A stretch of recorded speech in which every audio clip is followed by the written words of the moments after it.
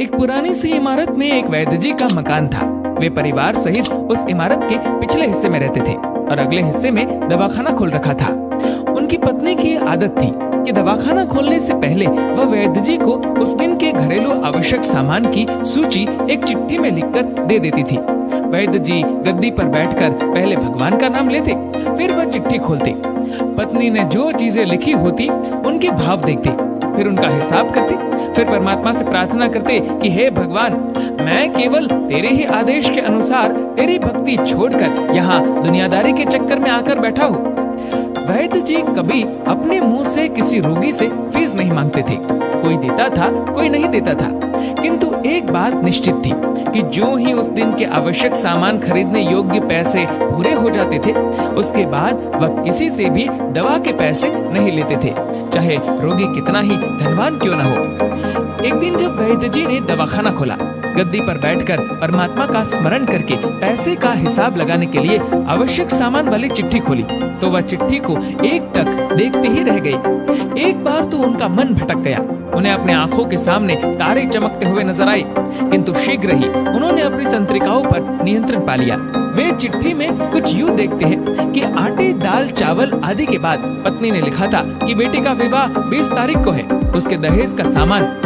कुछ देर तो वैद्य जी सोचते रहे, फिर बाकी चीजों की कीमत लिखने के बाद दहेज के सामने लिखा, ये काम परमात्मा का है, परमात्मा जाने। एक दो रोगी जो आए हुए थे, उन्हें वैद्य जी ने देखकर दवाई देना शुरू कर दिया। इसी दौरान एक बड़ी सी कार उनके दवाखाने के सामने आकर रुकी। वैद्य जी ने कोई खास तवज्जो नहीं दी, क्योंकि कई कारों वाले उनके पास आते रहते थे। जब पूर्व उपस्थित मरीज दवाई लेकर चले गए, तो वह सूटेड बूटेड साहब कार से बाहर निकले और नमस्ते करके बेंच पर बैठ गए।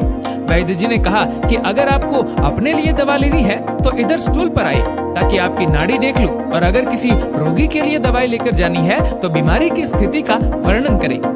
वह साहब कहने लगे, वैद्य जी, आपने मुझे पहचाना नहीं।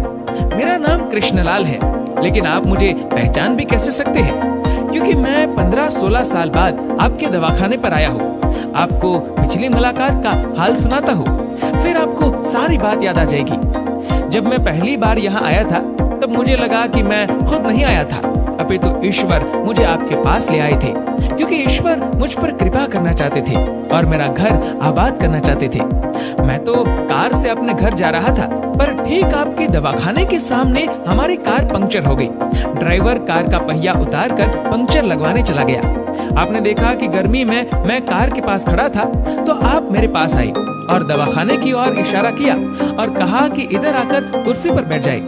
अंधा क्या चाहे, 2 आंखें, और मैं आकर कुर्सी पर बैठ गया। ड्राइवर ने कुछ ज्यादा ही देर लगा दी थी। एक छोटी सी बच्ची भी यहाँ आपकी मेज के पास खड़ी थी और बार बार कह रही थी, चलो ना बाबा, मुझे भूख लगी है। आप उससे कह रहे थे कि बेटी, थोड़ा धीरज धरो, चलते हैं।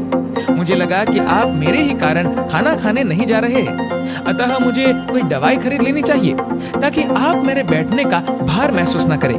मैंने कहा, वैद्य जी, मैं पिछले 5-6 साल से इंग्लैंड में रहकर कारोबार कर रहा हूँ। इंग्लैंड जाने से पहले मेरी शादी हो गई थी, लेकिन अब तक बच्चे के सुख से वंचित हूँ। यहाँ भी इलाज कराया और वहाँ इंग्लैंड में भी, लेकिन किस्मत ने निराशा के सिवा और कुछ नहीं दिया। आपने कहा, मेरे भाई, भगवान से निराश न हो। याद रखो कि उसके कोष में किसी चीज की कोई कमी नहीं है। आस, औलाद, धन, दौलत, इज्जत, सुख, दुख, जीवन, मृत्यु, सब कुछ उसी के हाथ में है। ये सब किसी वैद्य या डॉक्टर के हाथ में नहीं होता और न ही किसी दवा में होता है। जो कुछ होना होता है वह सब भगवान के आदेश से होता है। औलाद देनी है तो उसी ने देनी है। मुझे याद है आप बातें करते जा रहे थे और साथ साथ पुड़िया भी बनाते जा रहे थे। सारी दवाई आपने 2 भागों में विभाजित कर 2 अलग अलग लिफाफों में डाली थी और फिर मुझसे पूछकर आपने एक लिफाफे पर मेरा और दूसरे पर मेरी पत्नी का नाम लिखकर दवा उपयोग करने का तरीका बताया था। मैंने तब बेदिली से वह दवाई ले ली थी, क्योंकि मैं सिर्फ कुछ पैसे आपको देना चाहता था। लेकिन जब दवा लेने के बाद मैंने पैसे पूछे तो आपने कहा था, बस ठीक है। मैंने जोर डाला तो आपने कहा कि आज का खाता बंद हो गया है। मैंने कहा, मुझे आपकी बात समझ नहीं आई। इसी दौरान वहाँ एक और आदमी आया। उसने हमारी चर्चा सुनकर मुझे बताया कि खाता बंद होने का मतलब ये है कि आज के घरेलू खर्च के लिए जितनी राशि वैद्य जी ने भगवान से मांगी थी वह ईश्वर ने उन्हें दे दी है। अधिक पैसे वे नहीं ले सकते। मैं कुछ हैरान हुआ और हृदय में कुछ लज्जित भी कि मेरे विचार कितने निम्न थे और ये सरल चित्त वैद्य कितना महान है। खैर, मैंने जब घर जाकर पत्नी को औषधि दिखाई और सारी बात बताई तो उसके मुंह से निकला वो इंसान नहीं कोई देवता है और उसकी दी हुई दवा ही हमारे मन की मुराद पूरी करने का कारण बनेगी। और वही हुआ। आज मेरे घर में 2 फूल खिले हुए हैं। हम दोनों पति पत्नी हर समय आपके लिए प्रार्थना करते रहते हैं। इतने साल तक कारोबार ने फुर्सत ही न दी कि स्वयं आकर आपसे धन्यवाद के 2 शब्द ही कह जाता। इतने बरसों बाद आज भारत आया हो तो कार केवल यहीं रोकी है। वैद्य जी, हमारा सारा परिवार इंग्लैंड में सेटल हो चुका है। केवल मेरी एक विधवा बहन अपनी बेटी के साथ भारत में रहती है। हमारी भांजी की शादी इस महीने की 21 तारीख को होनी है। न जाने क्यों जब मैं अपनी भांजी के भात के लिए कोई सामान खरीदता था तो मेरी आंखों के सामने आपकी वह छोटी सी बेटी भी आ जाती थी और हर सामान मैं दोहरा खरीद लेता था। मैं आपके विचारों को जानता था कि संभवतः आप वह सामान न ले, किंतु मुझे लगता था कि मेरी अपनी सगी भांजी के साथ जो चेहरा मुझे बार बार दिख रहा है वह भी मेरी भांजी ही है। मुझे लगता था कि ईश्वर ने इस भांजी के विवाह में भी मुझे भात भरने की जिम्मेदारी दी है।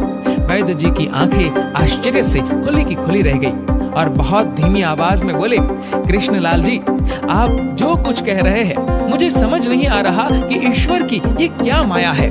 आप मेरी श्रीमती के हाथ की लिखी हुई ये चिट्ठी देखिए। और वैद्य जी ने चिट्ठी खोलकर कृष्णलाल जी को पकड़ा दी। वहां उपस्थित सभी ये देखकर हैरान रह गए कि दहेज के सामान के सामने लिखा हुआ था कि ये काम परमात्मा का है, परमात्मा जाने। कांपती सी आवाज में वैद्य जी बोले, कृष्णलाल जी, विश्वास कीजिए कि आज तक कभी ऐसा नहीं हुआ कि पत्नी ने चिट्ठी पर आवश्यकता लिखी हो और भगवान ने उसी दिन उसकी व्यवस्था न कर दी हो। आपकी बातें सुनकर तो लगता है कि भगवान को पता होता है कि किस दिन मेरी श्रीमती क्या लिखने वाली है, अन्यथा आपसे इतने दिन पहले ही सामान खरीदवाना आरंभ न करवा दिया होता परमात्मा ने। वाह भगवान वाह, तू महान है, तू दयावान है। मैं हैरान हूँ कि वह कैसे अपने रंग दिखाता है। वैद्य जी ने आगे कहा, जब से होश संभाला है एक ही पाठ पढ़ा है कि सुबह परमात्मा का आभार करो, शाम को अच्छा दिन गुजरने का आभार करो, खाते समय उसका आभार करो, सोते समय उसका आभार करो कि शुक्र है मेरे मालिक, तेरा लाख लाख शुक्र है। दोस्तों, जो लोग अपने जीवन रथ की डोर परमात्मा के हाथों में सौंप दिया करते हैं, परमात्मा उनके लिए क्या क्या नहीं किया करते। आवश्यकता है बस एक सच्चे हृदय से